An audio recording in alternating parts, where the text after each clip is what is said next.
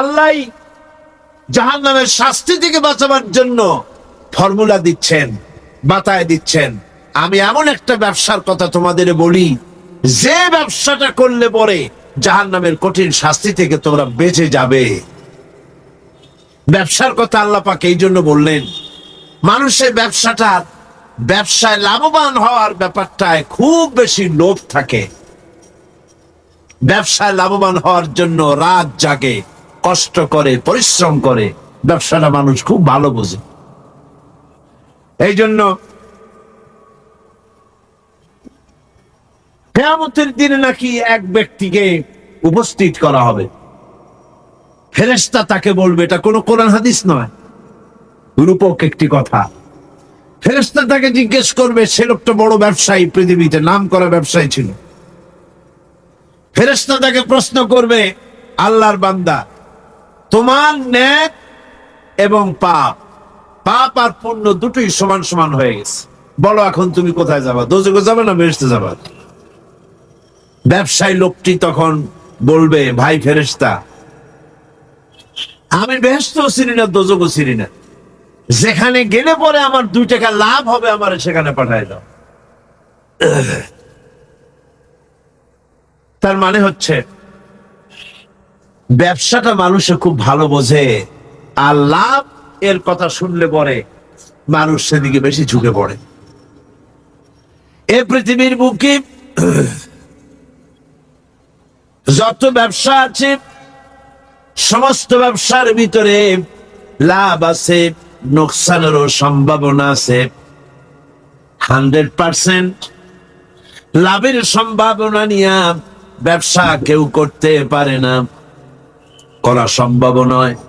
আল্লাহ রাব্বুল আলামিন বলেন, আমার সঙ্গে যে ব্যবসাটা হবে, ওই ব্যবসাটা হলো তিজারাতান লান তাবুর। এই ব্যবসার ভিতরে কোনো নোকসান নাই, কোনো রকমের ক্ষতি বা লসের কোনো সম্ভাবনা নাই। জোরে বলেন সুবহানাল্লাহ। জাহান্নাম থেকে যদি বাঁচতে চাও, আমার সাথে ব্যবসা করো। সেই ব্যবসাটা কি? জাহান্নামের আযাব থেকে বাঁচতে হলে আল্লাহর সাথে যে ব্যবসাটা, সেই ব্যবসাটার নাম হলো ঈমান। সেই ব্যবসাটার নাম কি? ঈমান। তুমিনুনা বিল্লাহি ওয়া রাসূলিহি ওয়া তুজাহিদুনা ফি সাবিলিল্লাহি বিআমওয়ালিকুম ওয়া আনফুসিকুম যালিকুম খায়রুল লাকুম ইন কুনতুম তা'লামুন। এটা হলো আমার সঙ্গে ব্যবসাটা করো, পুঁজি খাটাও, 3টা পুঁজি খাটাও। সে 13টা পুঁজি হলো ইমানের উপরে ভিত্তি করে। একটা হলো আমি আল্লাহর উপরে ইমান, 2 নম্বরে আমার রাসূলের উপরে ইমান, আর আমার রাস্তায় জান আর মাল দিয়ে জিহাদ করা। এই ইমানের পুঁজি যদি খাটাতে পারো, জাহান্নামের কঠিন শাস্তি থেকে আমি আল্লাহ বাঁচায় দেব। দুনিয়াও যত আযাব আসে, গজব আসে, এটা হলো পরকালের কথা। দুনিয়ায় যত শাস্তি আছে, গজব আসে, দুনিয়ার আযাব থেকেও বাঁচার জন্য আল্লাহ পাক বলেন, ঈমান হলো একমাত্র অবলম্বন। ঈমান যদি থাকে, দুনিয়ার আযাব থেকেও বাঁচায় দেব।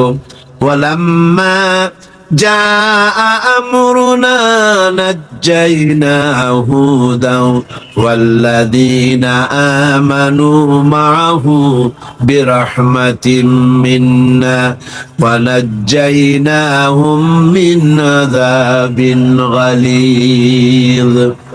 আল্লাহ পাক বলেন, যখন আমার আযাবের ফয়সালা হয়ে গেল, চূড়ান্ত রূপে আযাবের ফয়সালা হয়ে গেল কওমে হুদের উপরে, আমি তখন হুদকে এবং তার উপরে যারা ঈমান এনেছিল, আমার উপরে যারা ঈমান এনেছিল, ঈমানদারদেরকে হুদের সঙ্গে আমি বাঁচাইয়া দিলাম, আমার গজব থেকে তাদেরকে রক্ষা করলাম।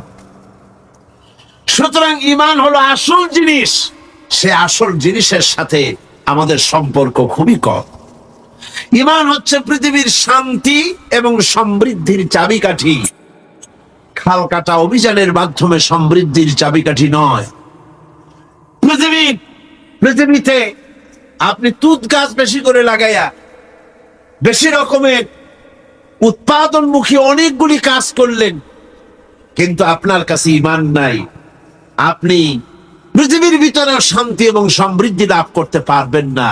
আজ আমেরিকার মতো দেশ, যার প্রযুক্তির অভাব নাই, টেকনোলজির অভাব নাই, বিজ্ঞানের অভাব নাই, সবকিছু যার রয়েছে, সেই আমেরিকাও এখন অর্থনৈতিক সংকটে পড়ে গিয়েছে।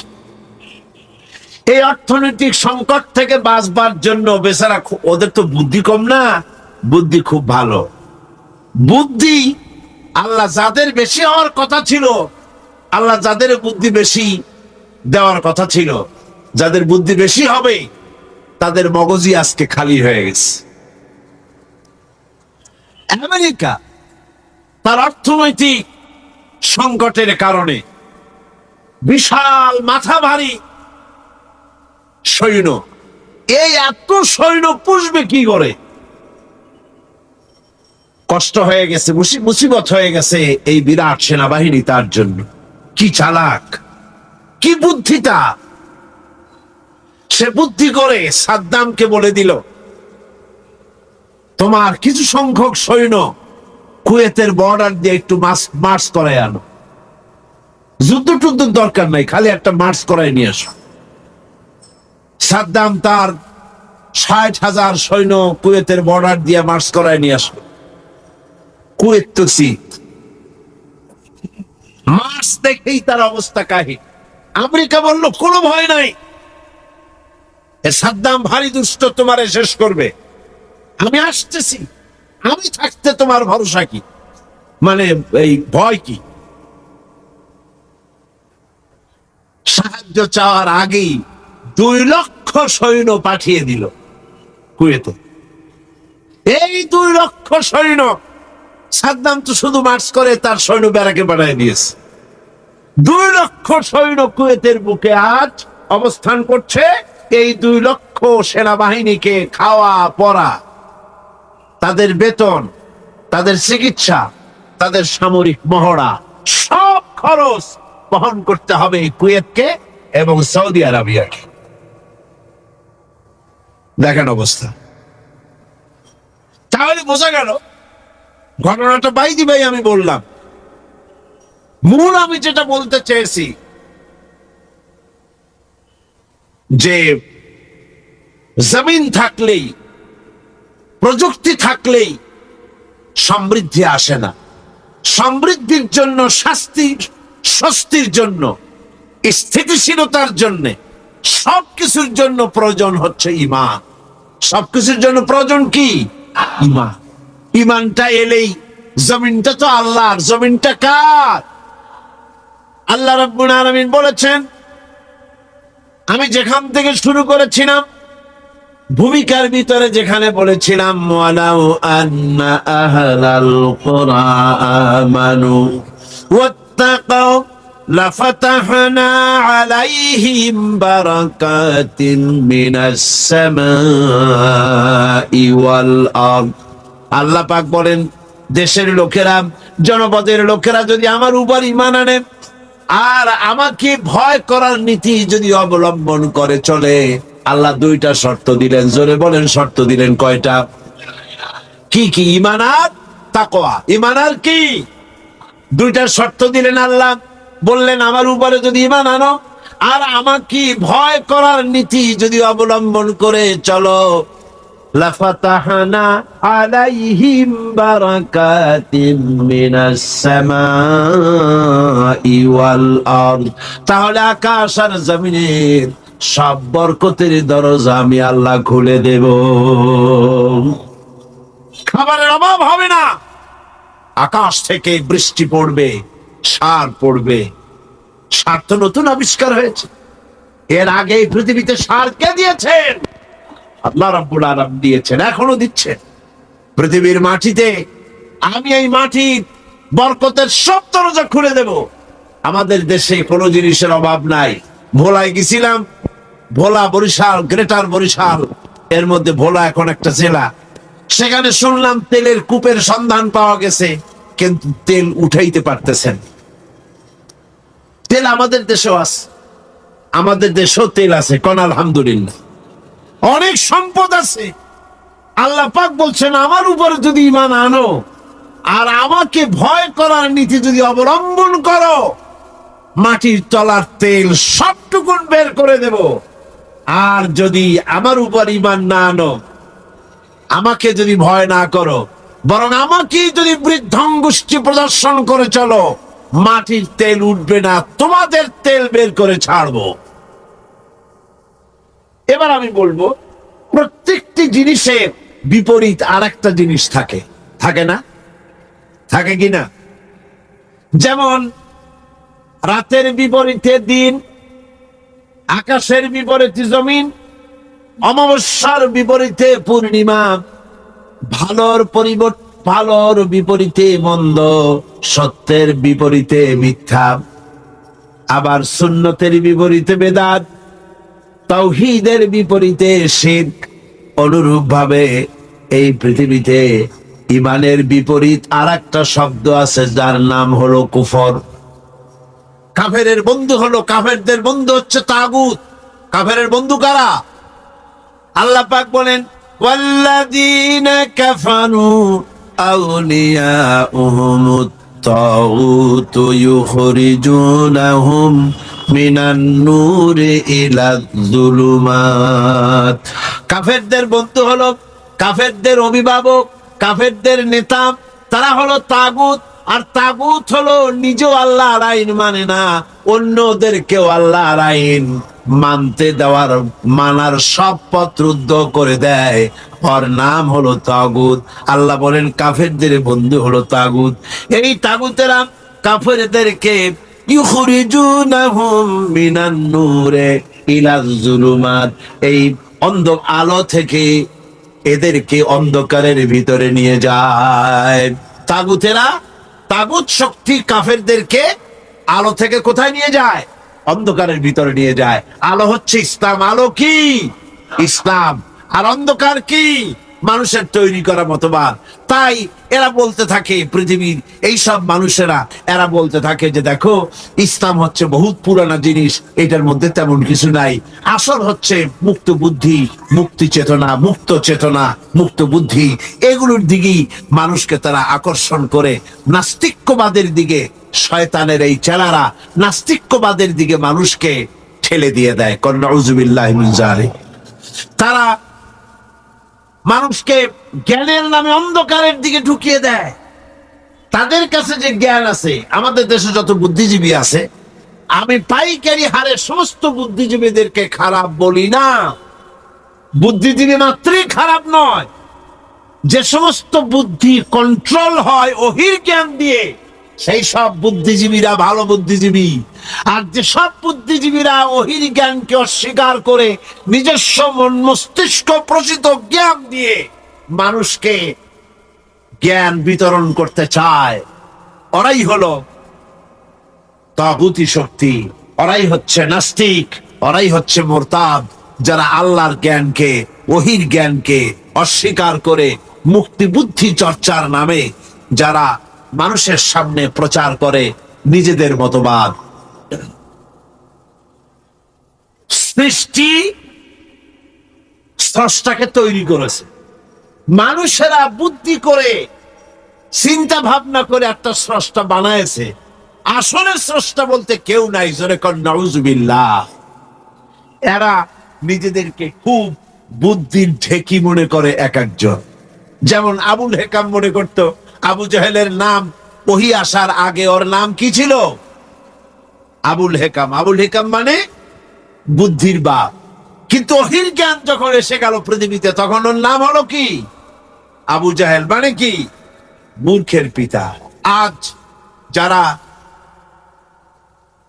বুদ্ধিজীবীর নামে, মুক্ত বুদ্ধি চর্চার নামে ইসলামের বিরুদ্ধে কথা বলছে, ইসলামের বিরুদ্ধে কথা বলতে পারাটাই যেন প্রগতিশীলতার একটা প্রমাণ। আল্লাহরে গালি দেওয়া, রসুলকে গালি দেওয়া, পৃথিবীতে এরকম আর কোথাও আছে বলে আমার মনে হয় না। বাংলাদেশে যেরকম আছে, হিন্দু লেখক, হিন্দু সাহিত্যিক, তারাও তাদের ভগবানকে, তাদের দেবতাদেরকে তারা তাদের সাহিত্যে গালি দিয়েছে। এমন সাহিত্য আমার সামনে পড়ে নাই। আপনারা দেখছেন কিনা আমি জানি না। খ্রিস্টানেরা তাদের গডকে, তাদের যিশুকে গালি দিয়ে তাদের সাহিত্যিক কবিরা কোন কবিতা সাহিত্য লিখেছে বলে আমার জানা নাই। কিন্তু এই সব মুসলমান নামের কুলাঙ্গার, মুসলমান নামের অযোগ্য, বুদ্ধিজীবী নামের কলঙ্ক, নর্দমার কীট জাতীয় এইসব লোকেরা আল্লাহকে অস্বীকার করেছে। বন্ধুগণ, দৃষ্টান্ত দিতে গিয়ে আমি এসব বুদ্ধিজীবীর দৃষ্টান্ত দিতে গিয়ে মওলানা রুমের সেই ঘটনাটা আমি শ্রোতাদেরকে শোনাই যে গাধার একটা পদচিহ্নের ভিতরে গাধা হেঁটে যাচ্ছিল রাস্তা দিয়া, নরম মাটিতে পায়ের চিহ্ন পড়ে গেছে, গর্ত হয়েছে, সেই গর্তের ভিতরে গাধা পেশাব করেছে, গর্তটা পরিপূর্ণ হয়ে গেছে গাধার পেশাবে। পিঁপড়া একটা যাচ্ছিল কোথাও, সে হাঁটতে হাঁটতে গাধার পেশাবের মধ্যে পড়ে গিয়েছে। সামান্য বাতাসে পানিটা নড়তে ছিল। পিঁপড়া তখন নাকি বলতেছে যে ভূগোলের পাতায় পড়েছিলাম সেই পাঠশালার জীবনে, পৃথিবীতে নাকি আটলান্টিক নামক একটা মহাসাগর আছে। শেষ পর্যন্ত আমি সেই আটলান্টিক মহাসাগরই পড়ে গেলাম। এই উত্তাল ঢেউ অতিক্রম করে কেমনে আমি কিনারায় যাব? কোত্থেকে যেন একটা শুকনা তেঁতুলের পাতা এসে পড়েছে গাধার পেশাবের ভেতরে। পিঁপড়া বহু কষ্ট করে ওই পাতার উপরে উঠে বসেছে। পাতাটি ঢেউয়ের তালে তালে সামনের দিকে এগিয়ে যাচ্ছে।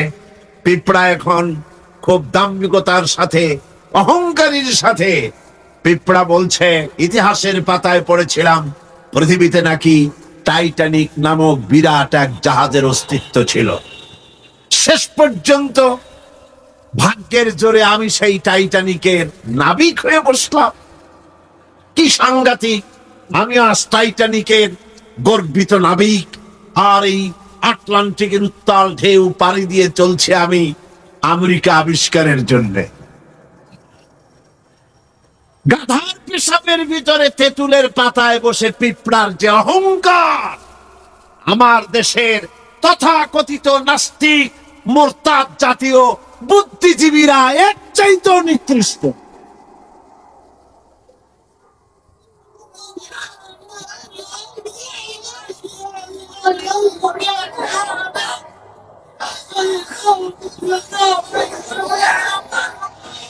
এবার আল্লাহর ভাষায় শুনুন, পৃথিবীর শ্রেষ্ঠ মানুষ কারা তাও আল্লাহর ভাষায় শুনেছেন। এবার আল্লাহর ভাষায় শুনুন, এই পৃথিবীতে নিকৃষ্ট মানুষ কারা। আল্লাহ পাক বলেন, ইন্না শাররাদ দাওয়াবি ইনদাল্লাহিল্লাযীনা কাফারু ফাহুম লা ইউমিনুন।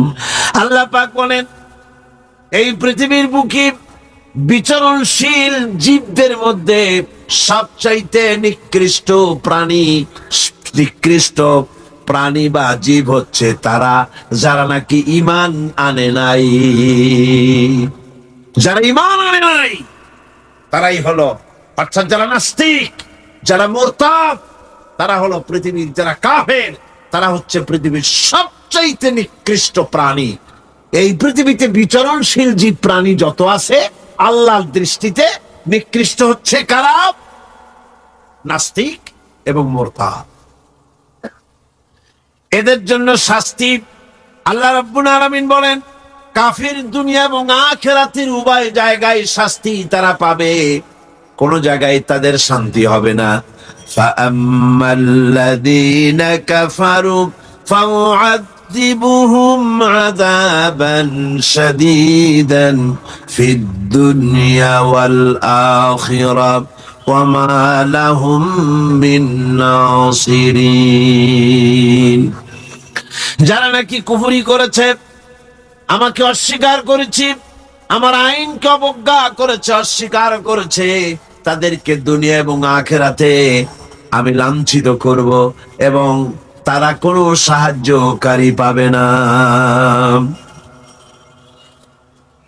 কাফের হচ্ছে, নাস্তিক এবং মুরতাদরা হচ্ছে চতুষ্পদ জানোয়ারের মতো নির্বোধ।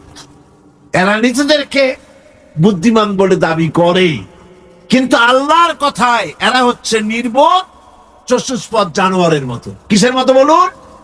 জানোয়ারের মতো। আল্লাহ পাক বলছে, আল্লাহ পাক বলেন, ওয়ামাসালুল লাযীনা কাফারু কামাসালিল লাযী ইয়ানঈকু বিমা লা ইয়াসমাউ ইল্লা দুআআন ওয়া নিদাআ সুম্মুন বুকুমুন উমিয়ুন ফাহুম লা ইয়াকিলুন। আল্লাহ পাক বলেন, কাফেরদের দৃষ্টান্ত হচ্ছে এরকম, রাখাল যেমন তার জানোয়ারকে ডাকে। আপনাদের দেশে আছে না রাখাল গরুকে ডাকে, এই গরু এদিকে আয়, বলে না? এদিকে আয়, অথবা ডাইনে যাওয়ার সামনে যা। গরু থেকে বোঝে যে এদিকে আয় মানে আমারে ডাকতেছে, ওদিকে যা মানে আমারে সরে যেতে বলতেছে। এগুলো বোঝে? বোঝেন। আল্লাহ পাক বলেন, রাখাল যেমন চতুষ্পদ জানোয়ারকে ডাকে, জানোয়ার শুধু একটা আওয়াজ শোনে মাত্র, কিন্তু রাখাল কি বলে তা সে বুঝতে পারে না। শুধু একটা আওয়াজ শোনে, ও তো হলো বধির, ও হলো অন্ধ, ও হলো বোবা। অনুরূপ ভাবে যারা কাফের, তারাও কোরআনের কথা শোনে, হক তারা দেখে, হকের আওয়াজ তারা শোনে, কিন্তু ওই চতুষ্পদ জানোয়ারের মতো একটা আওয়াজ শোনে, কি বলে তা তারা বোঝে না। অন্তর থাকতে, বিবেক থাকতে তারা হককে বোঝে না, চোখ থাকতে হককে দেখে না, কান থাকতে হকের কথা তাদের কানের মধ্যে ঢুকে, মনের গহীনে বুঝে, মনের গহীনে পৌঁছে, সেটার অনুসরণ তারা বোঝে না, চিন্তাও করে না। এদের অবস্থা হলো উলাইকা কাল আনআম, এরা হলো চতুষ্পদ জানোয়ারের মতো। আল্লাহ পাক বলেন, শুধু জানোয়ার বললে হয় না, বালহুম আদাল, বরং জানোয়ারের চাইতেও নিকৃষ্ট। যারা নাকি কাফের, যারা নাস্তিক, যারা মুরতাদ, তারা জানোয়ারের চাইতেও নিকৃষ্ট, চতুষ্পদ জন্তুর চাইতেও খারাপ। কাফের নাস্তিক মুরতাদদের সারা জীবনের সাধনা নিষ্ফল। কোরআন বলছে, ভালো করে শোনেন, কোরআন বলছে যারা কাফের, ঈমান যারা আনে নাই, যারা নাস্তিক, যারা মুরতাদ, তাদের সারা জীবনের সমস্ত সাধনা সব কি? ব্যর্থ, নিষ্ফল। আল্লাহ পাক বলেন, ওয়াল্লাযীনা কাফারু আ'মালুহুম কাসারাবিন বিকিআতিন ইয়াহসাবুহুল যামআনু মা হাত্তা ইযা জাআহু লাম ইয়াজিদহু শাইআ।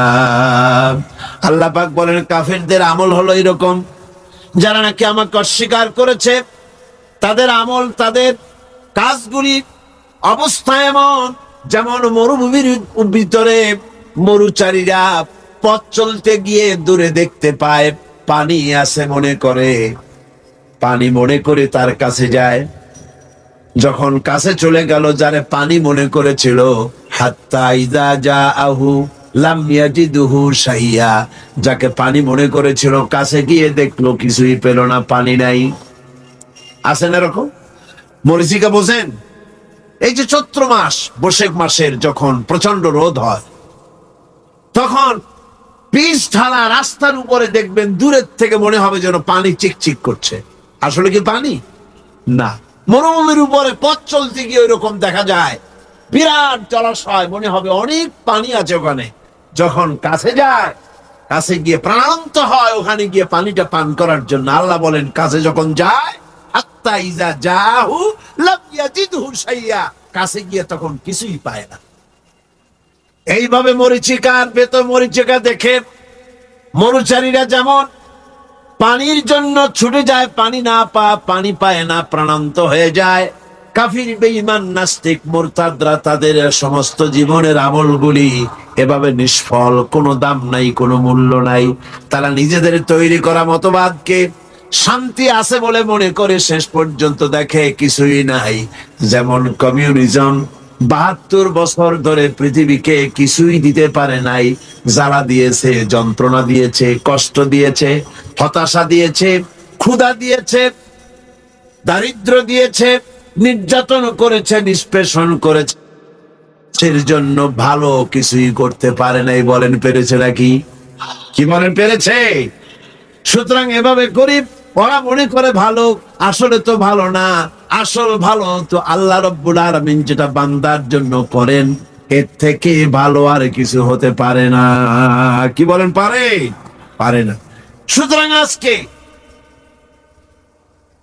আজকে মূল ব্যাপারটা হলো এই যে নাস্তিক এবং মুরতাদ সবচাইতে পৃথিবীর কপাল পোড়া। এরা সব বিশ্বাস করে কিন্তু আল্লাহর বিশ্বাস করে না। নাউযুবিল্লাহ। আমি বুঝি না যেদের মাথায় কি ঘিলু আছে কি নাই। একটা মাইক দেখলে, এই যে বিরাট মাইক গুলি আমার সামনে, অনেকগুলি মাইক আমার সামনে আছে, দেখলে কি মনে হয়? যেটা এমনি এমনি হয়েছে? বলেন আপনারা, কি মনে হবে? এমনি এমনি হয়েছে?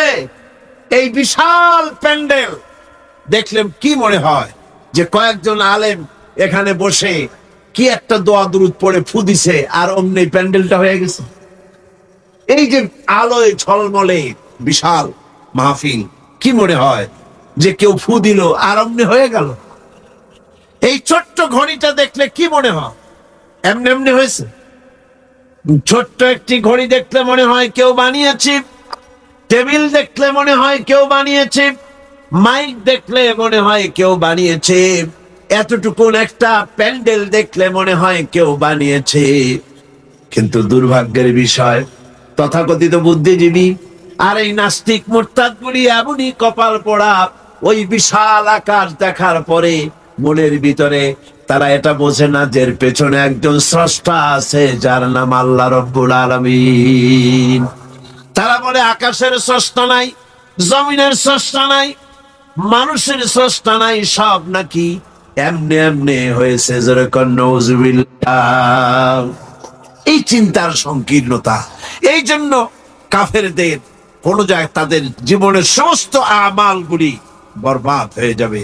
আর কুফরি অবস্থায় তারা যদি তওবা না করে, কাফেরেরা, মুরতাদরা, নাস্তিকরা তওবা করে যদি ঈমানের পথে ফিরে না আসে, তাহলে তাদের মৃত্যুর পর তাদের উপরে লানত সকলের, আল্লাহ, ফেরেশতা সকলের লানত। আল্লাহ পাক বলেন, ইন্নাল্লাযীনা কাফারু ওয়া মাতু ওয়া হুম কুফফারুন উলাইকা আলাইহিম লা'নাতুল্লাহি ওয়াল মালাইকাতি ওয়ান নাসি আজমাইন। যারা নাকি কাফের, আমাকে অস্বীকার করেছি, আমার আইনকে অস্বীকার করেছে, আমার সঙ্গে বিদ্রোহিতা পোষণ করেছে, আর এই অবস্থায় যদি তার মৃত্যু হয়ে যায় কবরি হালতে, তাহলে আল্লাহ, ফেরেশতা এবং সমস্ত সৃষ্টিকুলের লানত তার উপরে। যেরকম নাউযুবিল্লাহ। এরপরে মৃত্যুর পর কাফির নাস্তিকেরা যখন চলে যাবে, জাহান্নামের ভিতরে যখন যাবে, সেখানেও তাদের কোনো চিৎকারে কাজ হবে না, সাহায্যকারী মিলবে না। দুনিয়াও অশান্তি, আখিরাতেও অশান্তি, শান্তি কোথাও মিলবে না। জাহান্নামের ভিতরে তো অবস্থাটা এমন হবে, লা ইয়ামুতু ফিহা ওয়া লা ইয়াহইয়া। সেখানে তারা বাঁচবেও না, মরবেও না, এমন এক দুরবস্থার মধ্যে তারা কাটাবে। সেখানে বসে তারা ওয়াহুম ইয়াস্তারিখুনা ফিহা রব্বানা আখরিজনা না'মাল সালিহান গায়রাল্লাযী কুন্না না'মাল। সেই জাহান্নামের ভিতরে বসে তারা চিৎকার করবে আর বলবে, রব্বুল আলামিন, মেহেরবানি করে আমাদের কি আর একবার জমিনে পাঠায় দাও। এইবার যদি পৃথিবীতে ফিরে যেতে পারি, ভালো ভালো কাজ করব, অন্যায় কাজ আর করব না, সুবিশাব হয়ে যাব, নামাজ পড়ব, দিনদার হব, ইমানদার হব। আল্লাহ বলবেন আওয়ালাম নুআম্মিরুকুম, আমি কি হায়াত দিয়েছিলাম না? করলে তার ভিতরে বহুত কিছুই করতে পারতে, আর তোমাদের কাছে সতর্ককারীও এসেছিল, তা তোমরা মানো নাই, ঈমান আনো নাই। আজকে চিৎকার মেরে কোনো কাজ হবে না। ফাযুকু ফামা লিয-যালিমিনা মিন নাসীর, এই পাপের শাস্তি এখন ভোগ করতে থাকো, তোমাদের জন্য কোনো সাহায্যকারী তোমরা পাবে না, কোন সাহায্যকারী পাবে না। জাহান্নামের আগুনই একমাত্র তোমাদের স্থান। জোরে কর নাউযুবিল্লাহ, জোরে বলেন নাউযুবিল্লাহ। কাফেররা দৃশ্যত যদি কোনো ভালো কাজ করেও তা কখনো মুমিনদের কাজের সমান হবে না। কাল সুবহানাল্লাহ। কাফেররা ভালো কাজ করে না? করে কি না? কর কিছু তো ভালো কাজ কর, অনেক ভালো কাজ কর। ভালো কাজ, ভালো কাজ মানে কি? মানুষের কল্যাণের জন্য, জীবের কল্যাণের জন্য অনেক ভালো কাজ কাফেরেরাও করে, কিন্তু কাফেরদের ভালো কাজ কখনো মুমিনের ভালো কাজের সমান হবে না। আল্লাহ রাব্বুল আলামিন বলেন আজআলতুম সিকায়াতাল হাজ্জ ওয়া ইমারাতাল মাসজিদিল হারামি কামান আমানা বিল্লাহি ওয়াল ইয়াউমিল আখির ওয়া জাহাদা ফি লিল্লাহি লা ইয়াস্তাউনা ইনদাল্লাহ। আল্লাহ পাক বলেন হাজীদের পানি পান করায়াম আর মসজিদে হারামের খেদমত করে তোমরা কি তাদের সমান হতে চাও যারা নাকি আমার উপর ঈমান এনেছে, পরকালকে বিশ্বাস করেছে আর আমার রাস্তায় জিহাদ করেছে? এই উভয় দল সমান আমার কাছে সমান হতে পারে না। লা ইয়াস্তাউনা ইনদাল্লাহ, আমার কাছে এরা সমান নয়। হাজীদের পানি পান করানো কাফেরেরা পান করাতো আর মসজিদে হারামের খেদমত করতো, এই দিয়ে তাদের মনের মধ্যে একটা ফখর ছিল যে আমরাও তো মুসলমানের চাইতে ভালো কাজ কম করি না, আমরা হাজীদের পানি পান করাই, হাজীদের পানি পান করাই, তারপরে মসজিদে হারামের খেদমত করি, কম তো কিছু করি না। আল্লাহ বলেন যারা ঈমান আনলো, যারা আমার আখিরাতকে বিশ্বাস করলো, যারা আমার রাস্তায় জিহাদ করলো, জান দিল, মাল দিল, কখনো এই উভয় দল আমার কাছে সমান নয়। আল্লাযীনা আমানু ওয়া হাজারু ওয়া জাহাদু ফি সাবিলিল্লাহি বিআমওয়ালিহিম ওয়া আনফুসিহিম আ'যামু দারাজাতান ইনদাল্লাহ ওয়া উলাইকা হুমুল ফাইজুন। আল্লাহ পাক বলেন যারা নাকি ঈমান এনেছে আর আমার রাস্তায় হিজরত করেছে আর জিহাদ করেছে আমার দ্বীনকে প্রতিষ্ঠা করার জন্য, মাল দিয়ে আর জান দিয়ে, আমার কাছে তাদের বিরাট মর্যাদা। আর ওরাই হলো কামিয়াব, ওরাই হলো সফল কাম, কিয়ামতের দিন তারাই সফল হবে। জোরে বলেন সুবহানাল্লাহ। সুতরাং কাফেরদের কোনো ভালো কাজও মুমিনদের কাজের সমান হবে না, এবং ভালো কাজের মূল্যায়ন কিয়ামতের দিন তাদের হবে না, কারণ তারা ভালো কাজগুলি করেছিল নিজেদের সুনামের জন্য, আল্লাহকে সন্তুষ্ট করার জন্য নয়। ভাইয়েরা আমার, ঈমানের এখানেই হচ্ছে ঈমানের এই গুরুত্ব। ঈমান আসল ব্যাপার, জীবনের সবচাইতে গুরুত্বপূর্ণ বিষয় হলো ঈমান। আল্লাহর উপরে ঈমান এনে সেই ঈমানের উপরে নিজেদেরকে যদি টিকায় রাখা যায়, আল্লাহর উপরে ঈমান এনে সেই ঈমান অনুযায়ী আল্লাহর হুকুম অনুযায়ী যদি জীবন পরিচালনা করা যায়, এটার নামই হচ্ছে ঈমান। এই ঈমানের গুরুত্ব কোরআন শরীফে সর্বাধিক দেওয়া হয়েছে। অনুরূপভাবে ইসলামের 16 আনাটা মানতে হবে, আপোষ রফা করতে হবে, আল্লাহর হুকুমের সামনে মস্তককে অবনত করে দিতে হবে।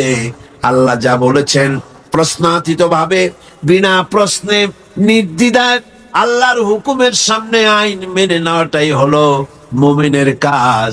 এর দৃষ্টান্ত আমাদের জাতির পিতা হযরতে ইব্রাহিম আলাইহিস সালাম। হযরত ইব্রাহিম আলাইহিস সালামকে আল্লাহ রাব্বুল আলামিন বলেছেন, ইয ক্বালা লাহু রাব্বুহু আসলিম ক্বালা আসলামতু লিরাব্বিল আলামিন। আল্লাহ পাক তার খলিল ইব্রাহিমকে বললেন, আনুগত্য করো, আনুগত্যের মস্তক অবনত করে দাও, সারেন্ডার করো।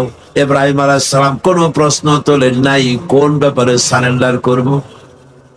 আল্লাহ যখনই বলেছেন মাথা নত করো, সারেন্ডার করো, আত্মসমর্পণ করো, কোন রকমের প্রশ্ন ছাড়াই আমাদের জাতির পিতা হযরত ইব্রাহিম আলাইহিস সালাম ঘোষণা করে দিলেন, আসলামতু লিরাব্বিল আলামিন। আপনারাও পড়েন, আসলামতু লিরাব্বিল আলামিন। সারেন্ডার হয়ে গেলাম, আত্মসমর্পিত হয়ে গেলাম আকাশ এবং জমিনের মালিকের সামনে। এটাই হলো ইমানের দাবি। এটা কিসের দাবি? ইমানের দাবি। আল্লাহ যা বলবেন সেটার সামনে মাথা নত করে দেওয়া, এটাই হলো ইমানের পরিচয়। আজকে ইমানের পরিচয়ের উপরই আমি কথা বলতেছিলাম। এই ইমানের পরীক্ষা আল্লাহ রাব্বুল আলামিন ইব্রাহিম আলাইহিস সালামকে দিয়ে যে পরীক্ষা নিয়েছিলেন, গোটা পৃথিবীর মানুষকে তা শিক্ষা দেওয়ার জন্যই এই পরীক্ষা আল্লাহ দিয়েছিলেন। আল্লাহ পাক তাকে অর্ডার করলেন বিবি বাল বাচ্চাকে মরুভূমিতে ছেড়ে আসতে। হযরত ইব্রাহিম আপত্তি করেন নাই, মেনে নিয়েছিলেন। মরুভূমির ভিতরে বিবি বাল বাচ্চাকে ছেড়ে আসতেন, যেখানে খাবার নাই, পরার নাই, যেখানে গাছ নাই, পালা নাই, বাড়ি নাই, ঘর নাই, সেখানে ফেলে দিয়ে আসলেন। আবার এই ছেলে যখন বড় হলো, আল্লাহ রাব্বুল আলামিন অর্ডার করলেন ছেলেকে জবাই করে দাও। ইব্রাহিম আলাইহিস সালাম কোন আপত্তি করেন নাই, বরং ছেলেকে বলেছেন, ইয়া বুনাইয়া ইন্নী আরা ফিল মানাম আন্নী আযবাহু, আমি স্বপ্নে দেখেছি আমি যেন তোমাকে জবাই করতেছি, এখন তোমার রায় কি আমাকে বলো। ছেলে বিদ্রোহ করলো না। ছেলে কি পয়গম্বর না? ছেলে বিদ্রোহ করেন নাই। ছেলে বললেন, ছেলে কিন্তু একথা বলেন নাই, আব্বা আমার মায়ের সাথে আমার বাচ্চা অবস্থায় আপনি ফেলে দিয়ে গিয়েছিলেন, খাবার দেন নাই, পরার দেন নাই, আশ্রয় দেন নাই, রুবুবিয়ত করেন নাই, প্রতিপালন করেন নাই, এখন কোন অধিকারে আমাকে জবাব করতে আসলেন? এ কথা বলেন নাই। বরং ছেলে জবাব দিলেন, মুসলমান কারে বলে, ইমান কাকে বলে, সারেন্ডার কাকে বলে, ইমানের পরিচয় কি, তার দৃষ্টান্ত হচ্ছে ইসমাঈল আলাইহিস সালাম ঘোষণা করে দিলেন, ইয়া আবাতি ফাল মা তু'মারু সাতাজিদুনি ইনশাআল্লাহু মিনাস সাবিরিন। হে আমার পিতা, আপনি যা আদিষ্ট হয়েছেন আপনি তা পালন করুন, আমি আমার মাথা নত করে দিলাম। আপনি আপনার হুকুম, আল্লাহ যে হুকুম করেছেন হুকুম পালন করেন, আমাকে ধৈর্যধারীদের মধ্যে আপনি পেয়ে যাবেন। ভাইরা আমার, আল্লাহ রাব্বুল আলামিন বলেন, ফালাম্মা আসলামা ওয়া তাল্লাহু লিল জাবিন। দুইজন আত্মসমর্পিত হয়ে গেল। বাবার হাতে ছুরি, ছেলেকে কাত করেছে, জবাই করবে। আর আল্লাহ রাব্বুল আলামিন, তার তো ইচ্ছা নাই ছেলে জবাই হোক, আল্লাহর ইচ্ছা হলো গোটা দুনিয়ার মানুষ ইমানের ট্রেনিং পেয়ে যাক। গোটা পৃথিবীর মানুষ মোমেন কারে বলে, সারেন্ডার কারে বলে, মুসলমান কারে বলে, তার দৃষ্টান্ত শিখুক। দৃষ্টান্ত সেট হয়ে গেল। আল্লাহ পাক ইব্রাহিমকে ডেকে বললেন, ওয়ানাদাইনাহু আইয়া ইব্রাহিম قد صدقت الرؤيا إنا كذلك نجزي المحسنين। ইব্রাহিম, তুমি তোমার স্বপ্নকে বাস্তবে রূপ দিয়েছো, আর আমি এভাবেই মুহসিন ব্যক্তিদেরকে পুরস্কৃত করে থাকি। সুতরাং ঈমান হচ্ছে সারেন্ডার হওয়া, সারেন্ডার্ড হয়ে যাওয়া, আত্মসমর্পিত হয়ে যাওয়া। ঈমান হচ্ছে আল্লাহ পাকের পরিচয় হচ্ছে যে আল্লাহর হুকুমের সামনে মাথাকে একেবারেই নত করে দেওয়া। আর এখানেই শান্তি, এখানেই শান্তি। আল্লাহ পাক কোরআনে কারিমে বলেন, আফাগাইরা দীনিল্লাহি ইয়াবগুন وله أسلم من في السماوات والأرض طوعا وكرها। তোমরা কি আমার দেওয়া জীবন ব্যবস্থা ছেড়ে দিয়ে মানুষের তৈরি করা কোনো মতবাদ গ্রহণ করতে চাও? ওয়ালাহু আসলামা মান ফিস সামাওয়াতি ওয়াল আরদ, অথচ আকাশে যা আছে জমিনে যা আছে সব আনুগত্যের মস্তক আমার সামনে অবনত করে দিয়েছে। কোন সুবহানাল্লাহ, জোরে কোন সুবহানাল্লাহ। আর আনুগত্যের মস্তক তারা অবনত করে দিয়েছে বলে সংঘর্ষ নাই, মারামারি নাই। অত বড় চাঁদ, অত বড় বিরাট সূর্য, গ্রহ, নক্ষত্র, সৌররাজি, নবমণ্ডল, ভূমণ্ডল, কোনো মারামারি নেই। আছে মারামারি? এই পৃথিবীতে কত প্রাণী আছে, জঙ্গল ভরা প্রাণী, সমুদ্র ভরা প্রাণী, মাঠ ভরা প্রাণী, পাহাড় ভরা প্রাণী। কোন প্রাণী খাদ্যাভাবে মিছিল করেছে কখনো? বাংলাদেশ সরকারের কাছে দাবি করেছে যে আমাদের সন্তান জন্মের মতো হচ্ছে, আমাদের খাদ্য খুব কমে গেছে, কিছু পরিবার পরিকল্পনার যন্ত্রপাতি আমাদের জঙ্গলে পাঠায় দাও? বলেছে কেউ? কেউ বলে নাই। কারণ ওখানে শান্তিতে ভরা, ওখানে ওরা সবাই আল্লাহর উপরে, আল্লাহর আইন মেনে চলছে, আল্লাহর হুকুম মেনে চলছে। সুতরাং মোমেন ব্যক্তির কাজই হচ্ছে আল্লাহর সামনে সারেন্ডার হয়ে যাওয়া। ইমানের এটাই হচ্ছে পরিচয়। আল্লাহ রাব্বুল আলামিন বলেন, কুল ইন্না সালাতি ওয়া নুসুকি ওয়া মাহইয়ায়া ওয়া মামাতি লিল্লাহি রাব্বিল আলামিন। পড়েন সবাই, ইন্না সালাতি ওয়া নুসুকি ওয়া মাহইয়ায়া ওয়া মামাতি লিল্লাহি রাব্বিল আলামিন। এটাই হলো মুমিনের কথা, এটাই হলো ঈমানের পরিচয়। মুমিন বলবে, নিশ্চয়ই আমার নামাজ, আমার কুরবানি, আমার হায়াত, আমার মত সবকিছু আল্লাহ রাব্বুল আলামিনের জন্য। বাঁচবো আল্লাহর জন্য, নামাজ পড়বো আল্লাহর জন্য, যাকাত দিব আল্লাহর জন্য, চাঁদা দিব আল্লাহর জন্য, নির্বাচন করবো আল্লাহর জন্য, ভোট দিব আল্লাহর জন্য, বক্তৃতা করবো আল্লাহর জন্য, পৃথিবীতে বেঁচে থাকবো আল্লাহর জন্য, জীবন দেব আল্লাহর জন্য। আমার বাঁচা মরা সব কার জন্য? চিল্লায় বলেন, আরো জোরে চিল্লায় বলেন, কার জন্য? আর এইভাবে যদি আল্লাহর জন্য জান মাল সব কিছু আমাদের কোরবানি করতে বলাই হয়েছে। কারণ ইন্নাল্লাহ আশতারা মিনাল মুমিনিনা আনফুসাহুম ওয়া আমওয়ালাহুম বিআন্না লাহুমুল জান্নাহ। আল্লাহ পাক বলেন, আমি আমার মুমিনের জান এবং মালকে সবটা আমি খরিদ করে নিয়েছি, বিনিময় মুমিনকে আমার জান্নাত দান করেছি। জোরে বলেন সুবহানাল্লাহ। বিনিময় তাদের জন্য বেহেশত। সুতরাং ঈমানের, আজকে আমি ঈমানের পরিচয় বললাম, কালকে ঈমানের বাকি অধ্যায় আপনাদের সামনে আলোচনা করব ইনশাআল্লাহ। মুনাজাতের জন্য দাঁড়ানো ভাইরা বসেন, যত লোক দাঁড়িয়ে আছেন সব বসে। আল্লাহুম্মা আমিন। ربنا ظلمنا أنفسنا وإن لم تغفر لنا وترحمنا لنكونن من الخاسرين। أي الله تعالى বিশাল এই তাফসীরুল কোরআন মাহফিল, দীর্ঘক্ষণ ধরে আমরা তোমার দ্বীনের কথা, কোরআনের কথা আলোচনা করেছি। মেহেরবানি করে সওয়াবটুকুন জনাবে মুহাম্মদ রাসূলুল্লাহ সাল্লাল্লাহু আলাইহি ওয়াসাল্লামের রূহ মুবারকে পৌঁছে দাও। আল্লাহ তাআলা আমাদের মধ্য থেকে আমাদের মা বাপ যাদের দুনিয়া থেকে বিদায় হয়ে গেছে, কবরগুলিকে কোরআনের বরকতে জান্নাতের টুকরায় পরিণত করে দাও। রব্বিরহামহুমা কামা রব্বায়ানি সগীরা। পড়েন সবাই, রব্বিরহামহুমা কামা রব্বায়ানি সগীরা। যত মানুষ মাহফিলে আসে প্রত্যেকের বাড়ি ঘর তুমি হেফাজত করো, যাতায়াতের পথ আসান করে দিও, কোরআনের হেদায়েত আমাদের সকলের নসিব করে দিও। আয় আল্লাহর একখানা দোয়া করি, রব্বুল আলামিন এই বাংলাদেশ কি তুমি দয়া করে মেহেরবানি করে গৃহযুদ্ধের হাত থেকে বাঁচাইয়া দিও রব্বুল আলামিন। আর্মি শাসন থেকে ভারতীয়, আমেরিকা, দেশি বিদেশি সব রকমের ষড়যন্ত্র, আধিপত্যবাদ, সাম্রাজ্যবাদী সব রকমের খপ্পড় থেকে এই দেশকে তুমি হেফাজত করে দিও রব্বুল আলামিন। এই মাহফিলকে কিয়ামত পর্যন্ত তুমি কবুল করে নাও। রব্বানা তাকাব্বাল মিন্না ইন্নাকা আনতাস সামিউল আলিম ওয়া তুব আলাইনা ইন্নাকা আনতাত তাওয়াবুর রহিম।